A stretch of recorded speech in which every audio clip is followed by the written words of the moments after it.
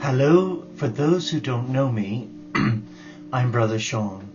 To my friends, Father Ted, and to people that I worked with, beautiful individuals that came to my retreats around the world prior to becoming an enclosed contemplative Franciscan monk in 2007. I was also known as the Barefoot Angel Man because I work in my bare feet. I guess I am a strange character altogether, but I hope that you'll find in what I share with you truths. I don't profess to be an academic, nor do I profess to be a theologian, but what I do profess to be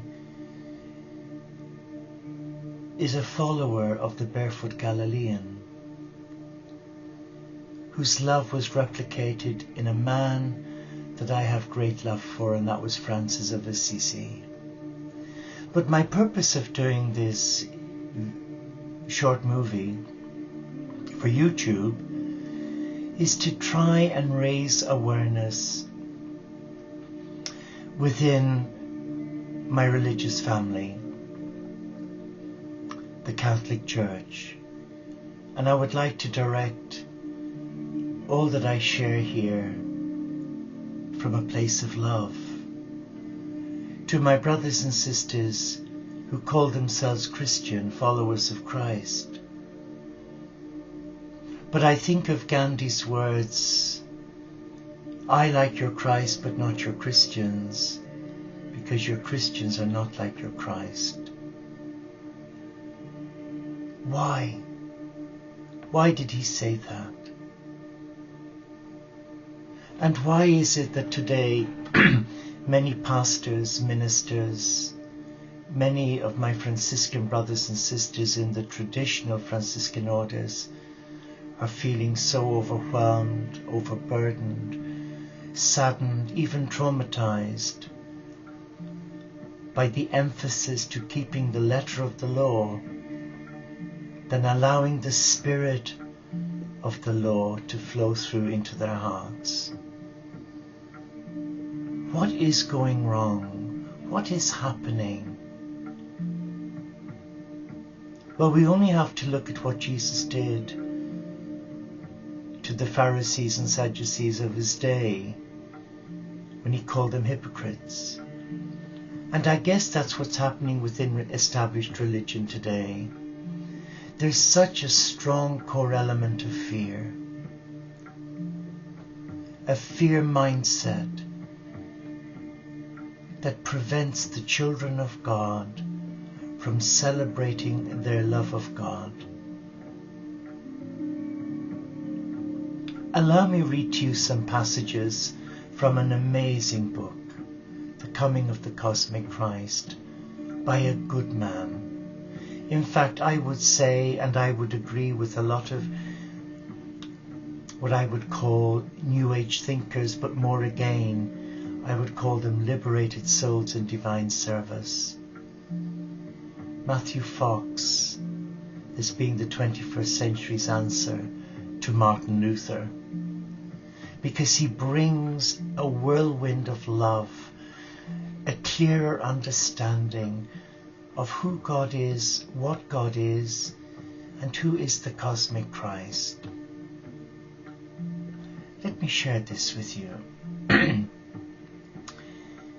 He says, the churches need to beg the forgiveness of native peoples whose sense of the cosmic Christ was never lost.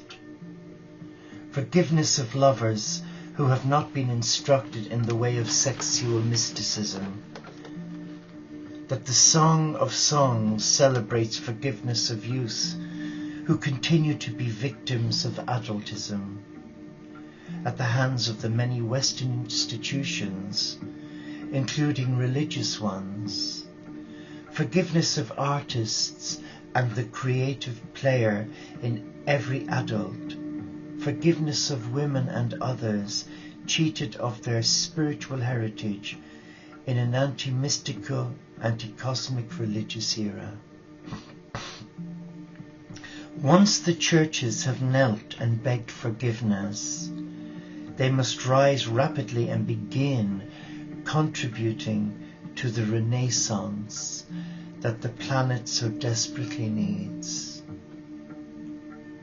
They must lead with revitalized worship and with a revitalized commitment to a deep ecumenism flowing from a morality of reverence for all creation that in turn is born of a mystical awakening about the awe, wonder, and radical amazement.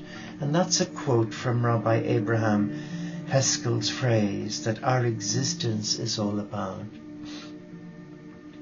But another great scholar, Wendy Barrow, she says, perhaps the great disaster of human history is one that happened in or within religion.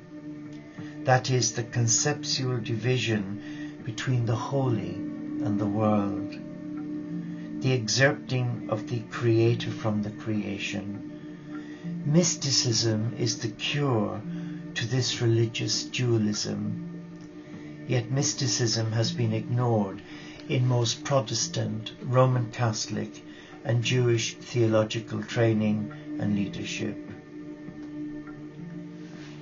Why, as a Catholic Christian, did I leave my church when I left the monastery after giving so many years of loving service to a God that eventually I became to see as a God of fear?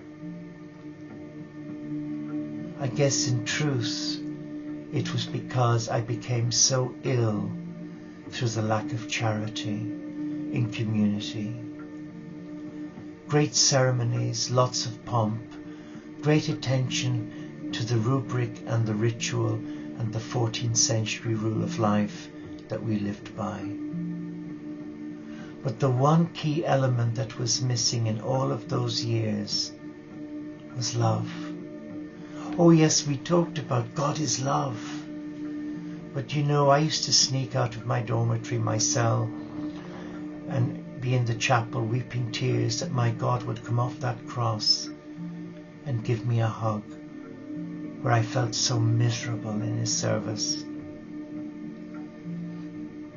And today, I guess I'm perceived as a New Age follower, and I'm not a New Age follower. I am one who's passionately in love with God. But my heart will not allow me embrace a culture of fear, where the emphasis is on doing as you're told and shut up. And the God that I love, and the God who loves me, has taken best part of 50 years to get through to my heart. Because my heart was closed, I thought it was open as a daily communicant and attender at Mass. But I was a frozen child of God. I was afraid to allow my inner child, my inner wounded child, experience the love of God. Today, I can see what is happening through religion. Religion was created by man, not by God, to convey with a loving God. Spirituality was created by God to connect with their children.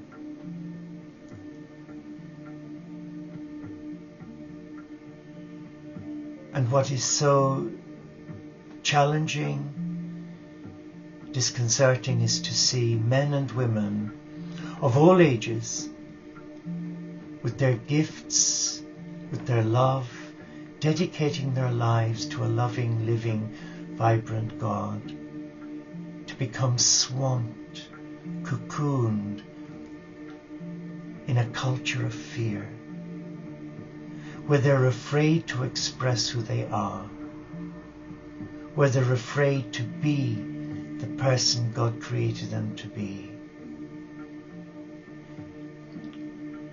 When I think back of what happened in Ireland and now in different countries of the world, where sexual abuse became systemic,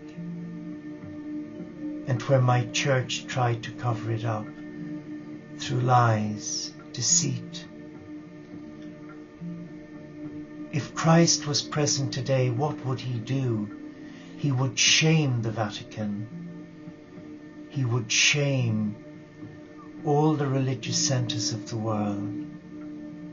Why do I say that? Because Jesus represents truth. He was the Son of God. But I agree with G.K. Chesterton when he said about the Vatican, amidst this pomp and splendor, where do I find the barefoot Galilean? Where is he? Where is he at the seat of Christendom? I believe that the simplicity and love and integrity of this good man Jesus has been compromised on the altars of greed, materialism, ego, lies, and deceit. I meet the sufferers, the victims of abuse. I've supported men and women and religious women who were abused in the church. I am aware of the safe houses that the church has for its priests, for them to avoid facing criminal prosecution. And I'm torn in my heart.